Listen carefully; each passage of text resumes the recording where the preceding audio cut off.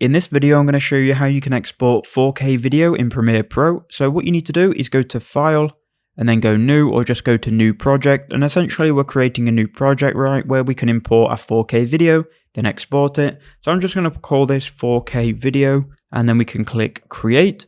This is just the project name, by the way. It doesn't have any relevance to the output of the video. So now you're going to be in your project and we need to add some video. You can do that by either going to the media browser and then going through all of your drives, or the way I like to do it, I just like to find the video in File Explorer and then we can drag it on. So I'm going to drag on this footage here from my computer and we're just going to drag it onto Premiere Pro. You can import it here or you can import it straight on the timeline. And as you can see, we've now got the footage on the timeline. Now it's going to be in 4K. Already, because my camera records in 4K. Now if we just look at this, this is a video of just me driving a motorbike around Thailand, right?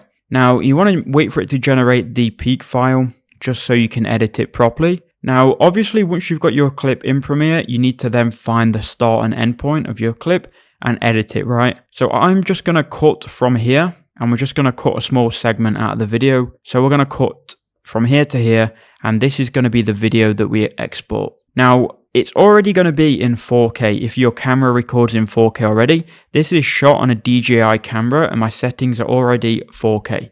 So to export it, you need to first click I on the keyboard. That's going to then bring up this blue line, which is going to be the in point, which is going to be essentially the start of the clip.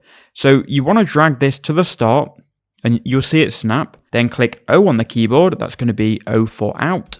And then it's going to generate the end of the clip, and obviously drag this to the end of your clip. Now you've got your clip highlighted, you can now go File, you can go Export, Media, and then you can export here as 4K. So if you look, it should be 3840 by 2160. That's going to be if it's in landscape, and that just shows that it is in 4K.